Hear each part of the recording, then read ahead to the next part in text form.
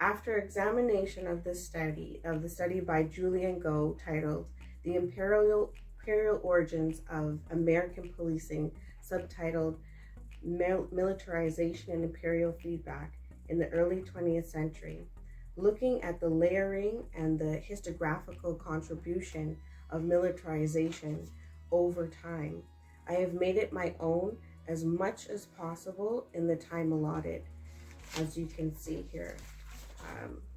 So 3 things are apparent in this study.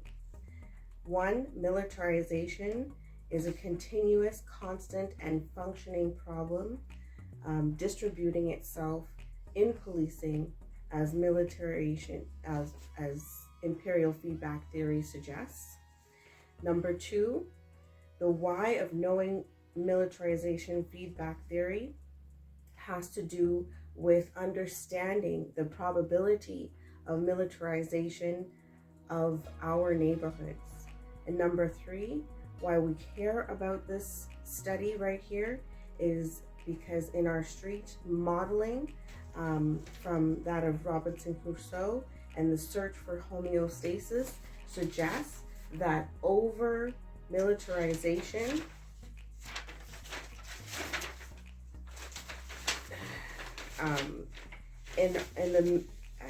in our streets, that homeostasis cannot be obtained with over militarization. In the middle of a pandemic, the policing has increased, and sanctions on daily cleaning and socialization have been made enforceable by law.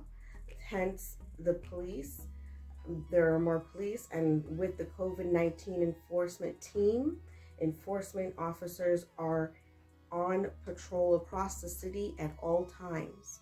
So now more than ever, we have to discuss issues of policing. So my first premise has to do with the derivation and of militarization in policing in the study. Lambda is the use of mounted police, which are usually veterans of war, and the constant is a derivative of non-white population. So we watch how the non-white population rises and also the number of veterans. I start with the numbers first because we have to understand that this is a problem that we're able to get the data from, okay? A lot of people do not believe that this problem is real, but we have the data right here. Why we don't want militarization, why militarization with policing is a bad thing, is because, as the study says, a local civil model was the proper and 1829 classic model. It stated the basic idea was to create a police, quote, system exercised directly by the people, a local civilian police for vagrancy, public drunkenness, doing quotation social service work aimed at just suppressing crime, versus imperial greed policing that has to do more with American empire, managing weaker countries and suppressing resistance, with the force of absolutism that is explicit militarization. It's a function that destroys the sense of civility and community,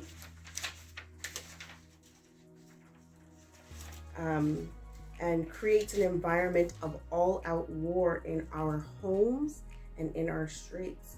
This particular paper sees a lot of the practices that came from the war in the Philippines now being used here, and the wars in Haiti.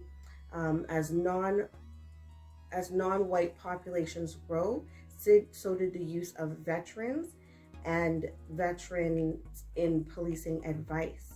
As Foucault says about this circumstances, this is his quote, colonialization with its techniques and its political juridical weapons obviously transported European models to other continents.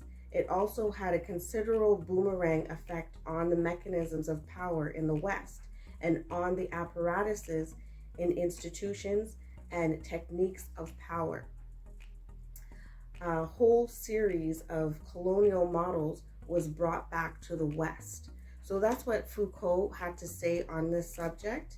And this data is about that study, this feedback loop of veterans and foreign influence on domestic Canadians and Americans, and the non-white community growth, and the number of the number of veterans on staff at those times, labor disputes against places that did not militarize.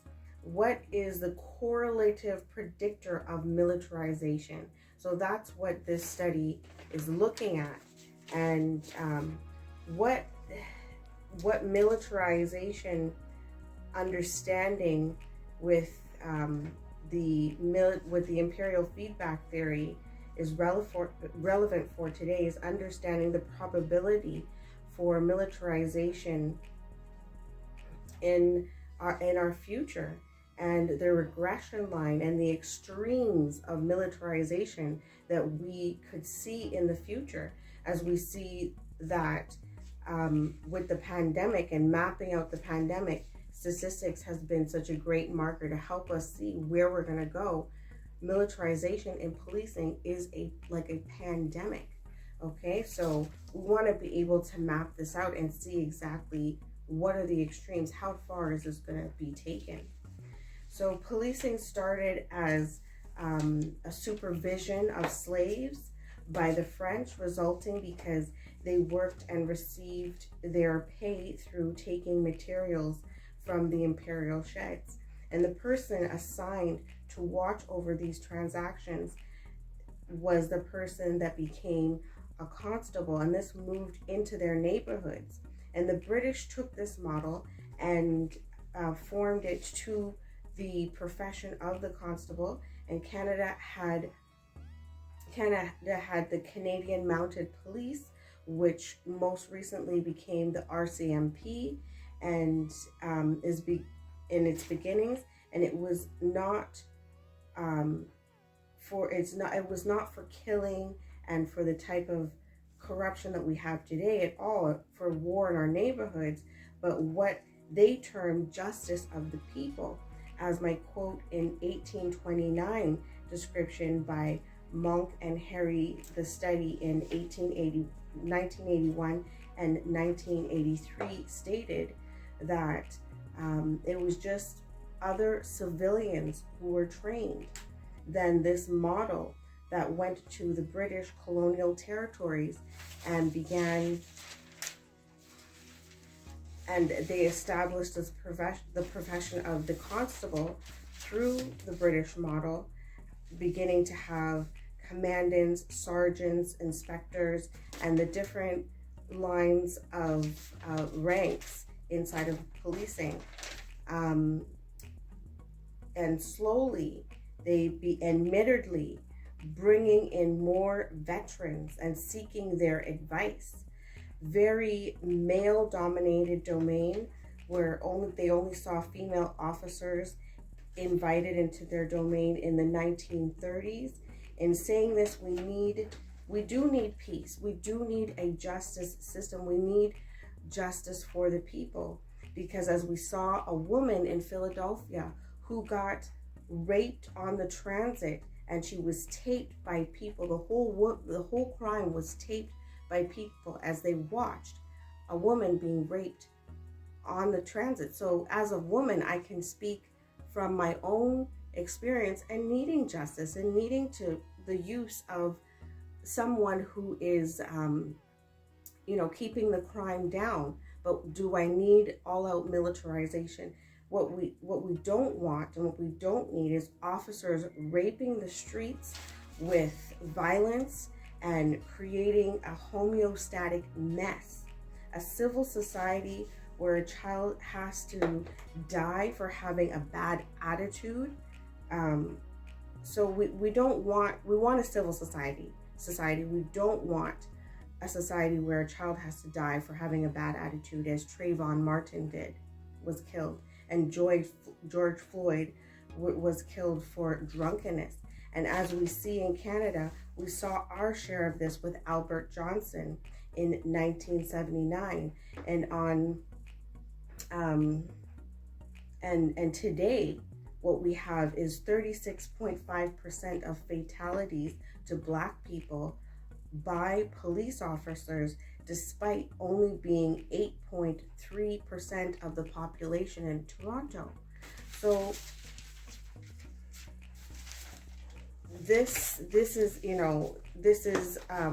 study was done only from 2000 to 2017. Militarization and homeostasis is my last point, and we can see that militarization is off balance in policing, hence the study of imperial feedback theory. The organism searches for homeostasis. Humans are that organism, and we will never be comfortable with tear gas and rifles and bloodshed in our homes. Albert Johnson was killed in his home.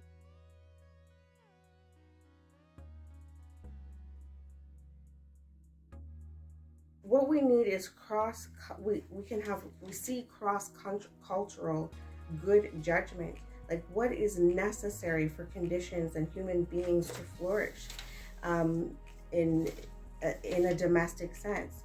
In Robinson Crusoe's quest for civility in his surroundings is an example of this.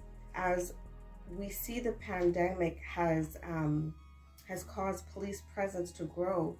This is a concern today because, we're looking for civility. We want civility in our streets. And if we don't address this pandemic of militarization and all-out war in our streets, we are going to have a problem. So that is the conclusion of my synopsis of this study. What this is about here by Julian Go is about why it's important to understand militarization of the police and why we have to track it, we have to be aware of it, and we have to stop it.